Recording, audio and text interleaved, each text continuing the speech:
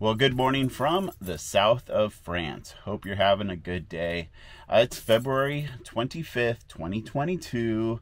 There's a lot happening in the world over the past 2 years, and once again, it's happening some more. And we thought it'd be nice to give you guys a real-time update of where we are, what we've been doing, and just talk to you. Yeah, the last 24 hours, we've gotten a lot of messages. Everybody's asking, where are you? Are you okay? Are you safe? And we just wanted to say especially thank you so much for the messages and for worrying about us. And we're okay. Very loved, and we are. We're good. Fine. We're safe. We're parked on this beautiful little olive farm in France. There's almond trees and nectarine trees on the next farm over. It is a lovely place. Agriculture everywhere. Yeah. But the sun is shining and the wind is blowing. Yeah. And we are happy and well. Yes, the wind definitely blows here more days than not. We initially thought it was called the Mistral from reading Peter Mayle's book, Year in Provence, but then hence learned that France has 32 named winds. I think that means it's a windy country. And then our host told us the wind here is named Marron. Marron. It means boat captain in French. Which is ironic because that's what I was before our little YouTube career started. Yeah. So a couple of weeks ago, we went ahead and left Croatia. Not so much because of what's going on in current events. It was on our minds. But more so because we had earned 90 days on a Schengen visa again. And we were ready to get back to the rest of Europe and explore and find warmer weather like we have here in France. So, in case you're not quite familiar, just real quick, Schengen is the main popular countries of Europe. And as Americans, we're allowed 90 days out of 120 days 180 days in Schengen. So we have to constantly bounce back and forth. So when we say we earned a fresh 90 in the Schengen district, that's because we were out of it for 90. I would say the greater reason why we left Zadar when we did is because we developed a damn mold problem. We paid the price for sitting in one spot in a winter climate for 2 months. And heck, I think even the month prior of us being in kind of northern central Europe contributed to the problem. But this camper, we love it. We stay plenty warm in here.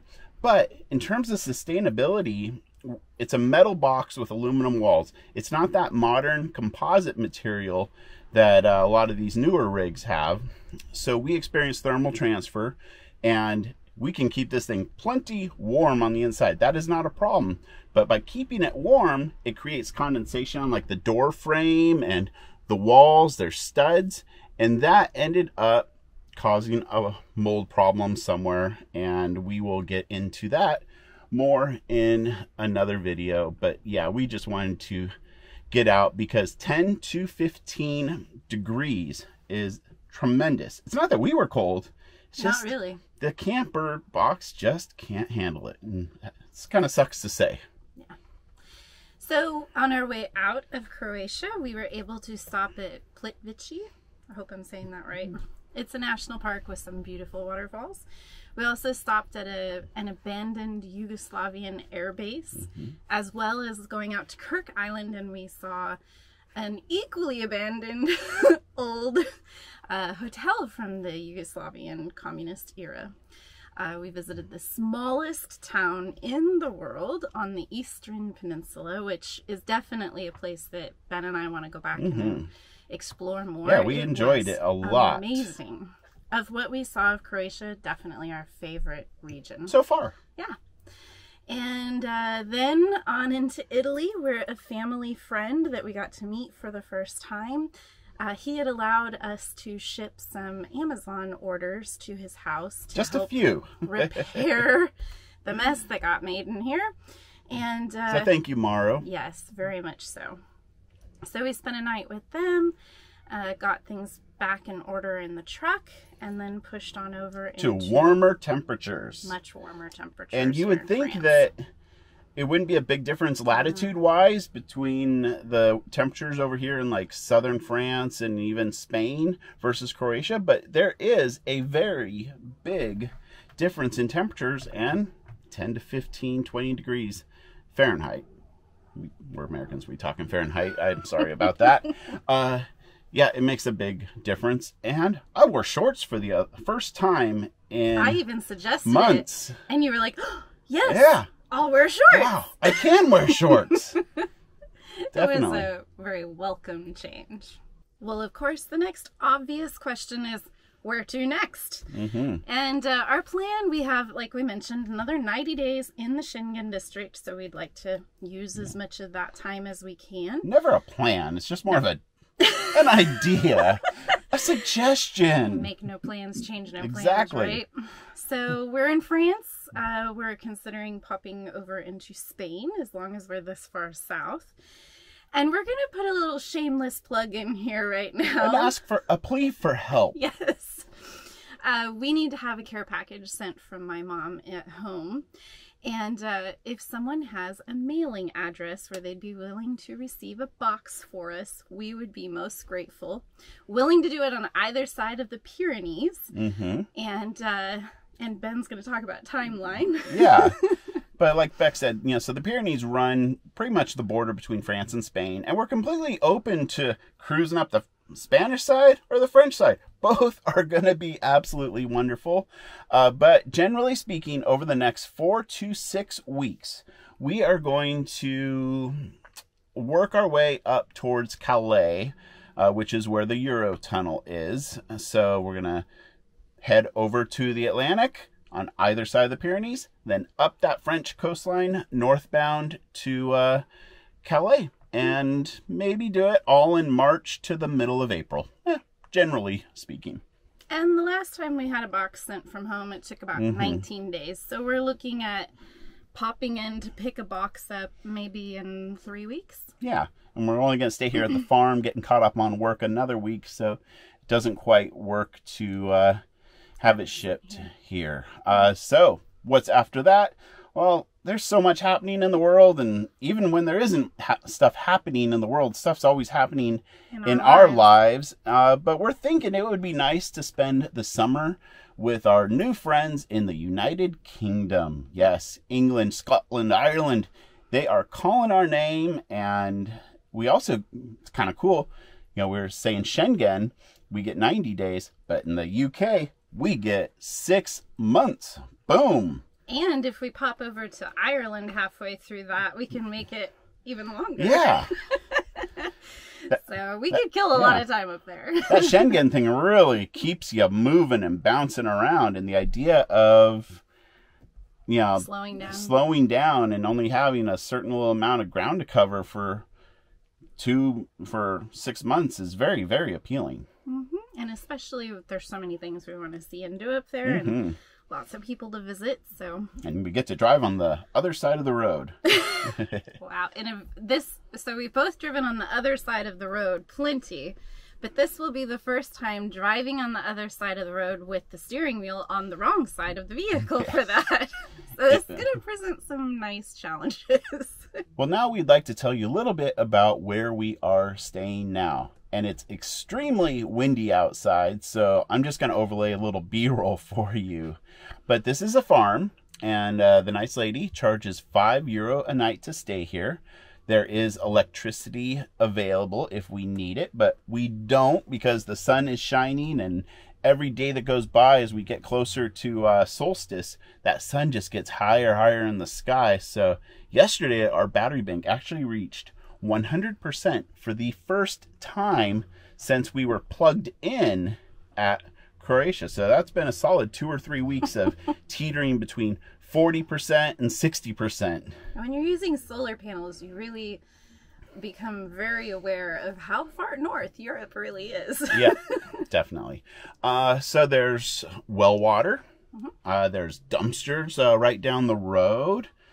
Marie Claire lets me practice my terrible French on her with great patience.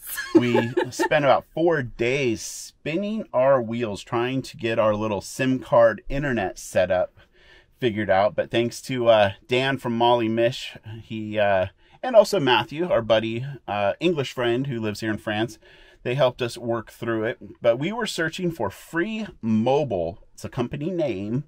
Not free internet. Not free internet. So going onto Google, Free Mobile near me, and it was coming up with locations in shopping malls, like the actual, the offices or the stores. Yeah. And it wasn't coming up with the kiosks. So we talked with... Which are like little electronic kiosks where you just do everything digitally, no one's there, and at the end a SIM card pops out for you. Imagine that. Yeah, and I was chatting with our buddy Dan from Molly Mish, and he's like, have you gone to one of the kiosks? I'm like, kiosks? What the F? Kiosks? And Google wasn't pulling up those kiosks, so then I go onto the Free Mobile site, and there's kiosks everywhere. I think we might have to do just a whole video on how to get French internet. Or just how to get internet in Europe. Internet. Yeah, we're learning a lot. So needless to say, how much is it? It's €19 a month for 210 gigs in France. And then we get 25 gigs when we leave France, which is really nice because we have a dual SIM card in our phone. So we have a burner phone, so we have from Europe. Our regular phone, iPhones, but then we picked up a Samsung. We call it a burner.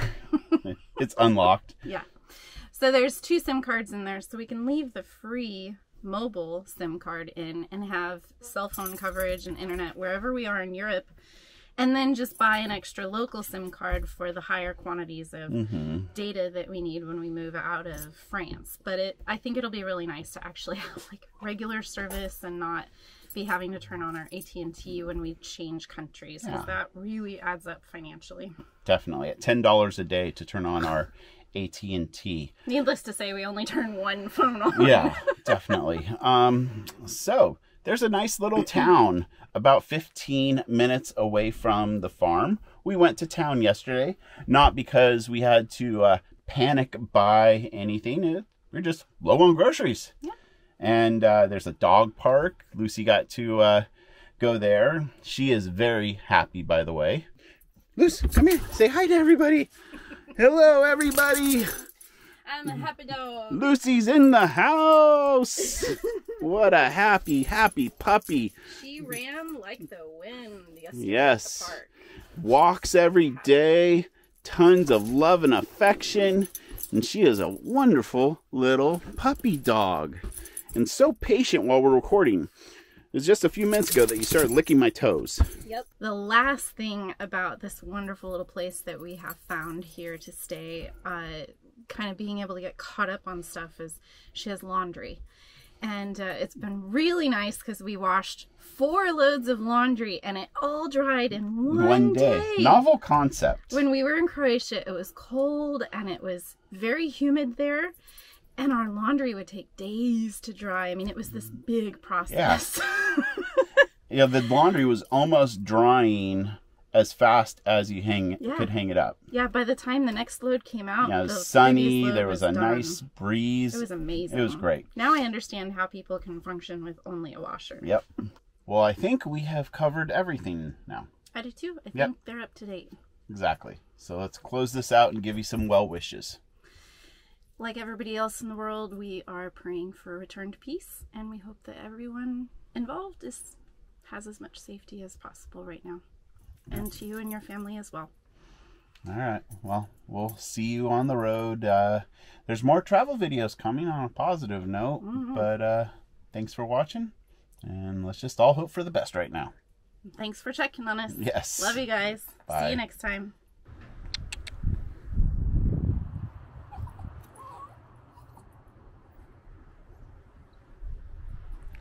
Lucy.